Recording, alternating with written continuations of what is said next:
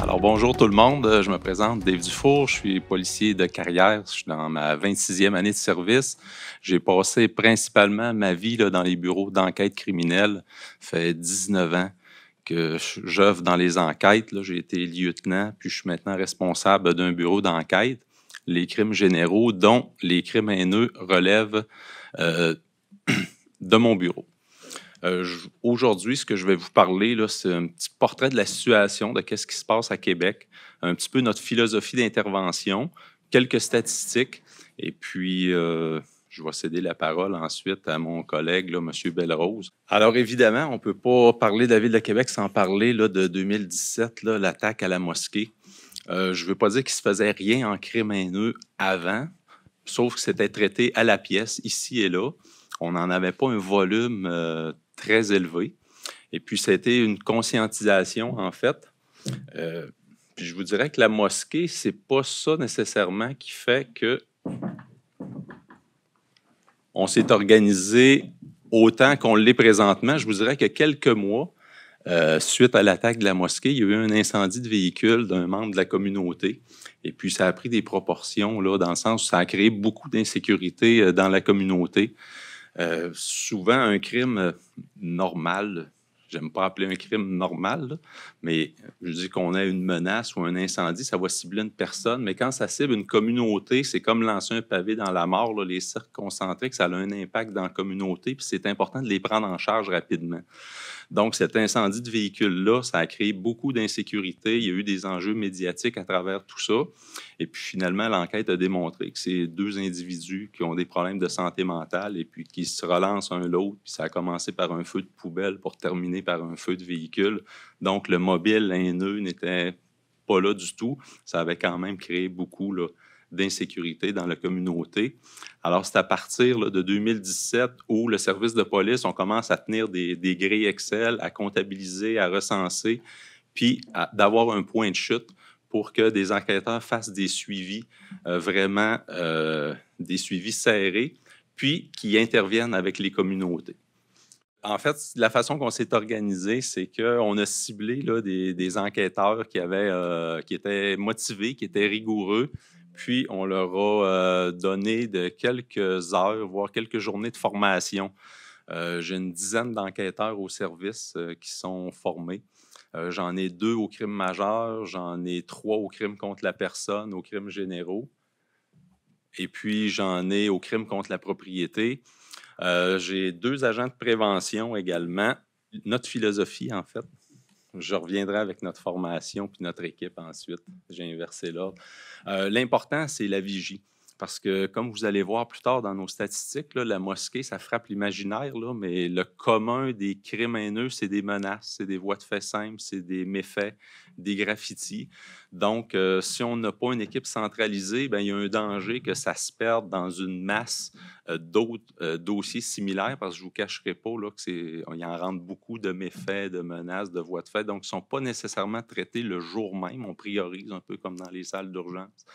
Alors, ce qu'on veut, c'est d'avoir une vigie pour qu'il nous soit signalé rapidement, pour que le bureau des enquêtes, on sache qu'il y a un crime haineux qui vient de se produire ou un incident. Donc, ça va être envoyé à nos bureaux, puis nos lieutenants, nos gestionnaires sont tous formés. Ils vont l'analyser, à savoir est-ce que c'est un crime ou un incident. L'exemple le plus simple, c'est des menaces là, qui, au code criminel, il faut que ça soit très spécifique, là, menacer de blesser, de tuer, tandis que l'incident peut être des insultes. Alors, c'est fort désagréable, mais ça ne constitue pas un crime. Alors, quand le lieutenant a évalué si c'est criminel ou pas, il va l'assigner à un enquêteur rapidement.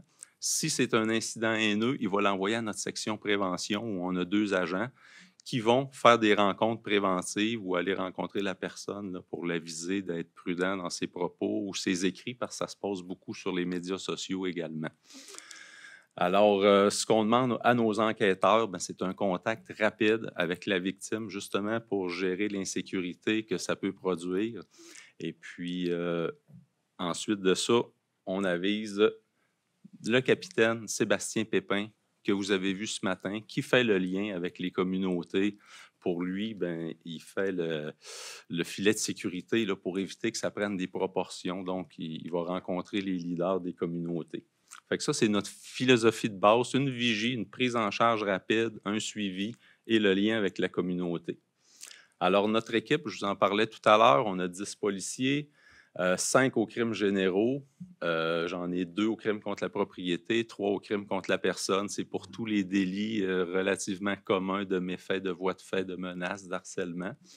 2 aux crimes majeurs pour les choses plus importantes, comme c'est eux qui ont pris en charge le dossier de la mosquée.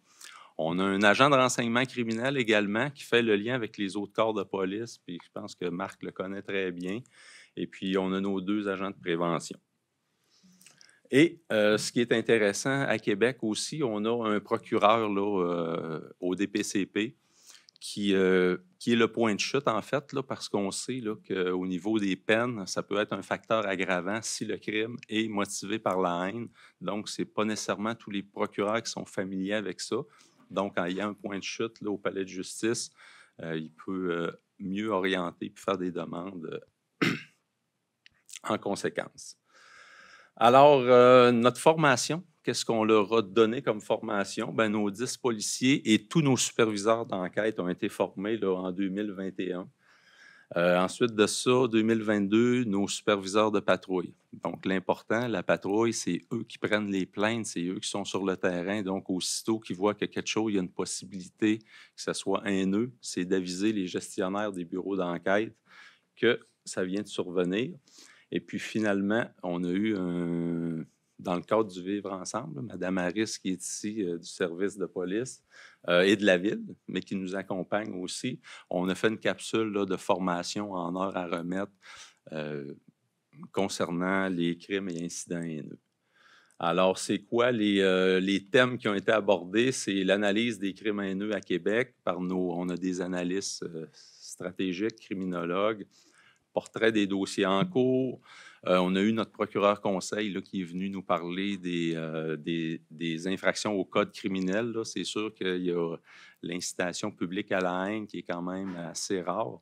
Notre commun des dossiers, c'est, comme je le disais tout à l'heure, des choses plus simples, des méfaits, des voies de fait. Et surtout l'impact des crimes haineux sur les communautés. Fait qu'on a eu 2 journées de formation. On a eu des invités spéciaux. M. Ben Abdallah là, de la Mosquée de Québec qui est venu de parler justement là, de l'impact sur la tuerie de la mosquée.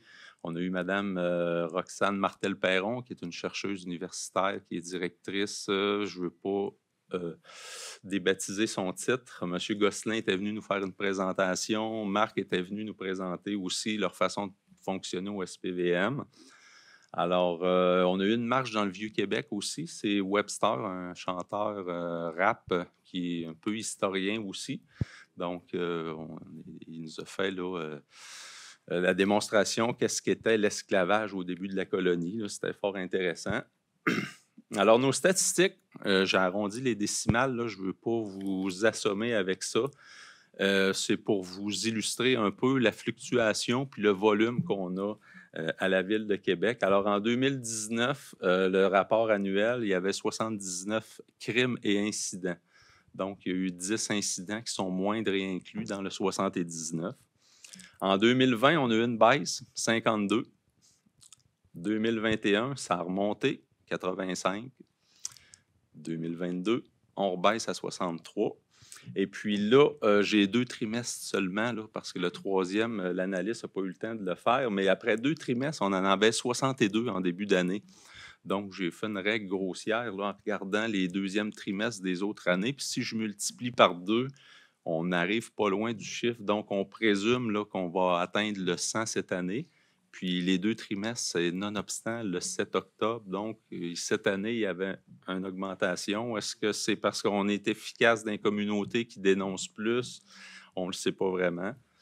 Depuis le 7 octobre, j'ai fait une recherche par l'analyste parce qu'on entend beaucoup dans les médias qu'à Montréal, il y a eu une forte augmentation. Moi, personnellement, je ne le sentais pas à Québec parce que normalement, je suis avisé si notre système fonctionne bien. Et puis, j'avais 2 méfaits graffiti. J'avais un incident là, d'insultes, médias sociaux, des propos antisémites. Puis, il y a eu là, la semaine dernière la chaîne de courriel envoyée là, dans les établissements publics. Donc, j'avais 4 événements. Puis, c'est ce que l'analyste m'a confirmé, là, qu'on n'en avait pas plus. Fait que j'ai pas beaucoup d'impact à Québec là, sur le conflit israélo-palestinien. C'est notre graphique, là. Je me suis amusé moi-même là, à faire une barre rouge là, pour montrer, mais ça démontre quand même que ça fluctue, que c'est pas stable. C'est difficile à prévoir. Ce que ça cible, 74% des ethnies. Alors, 35% visent la communauté noire et 27% communauté arabe et musulmane.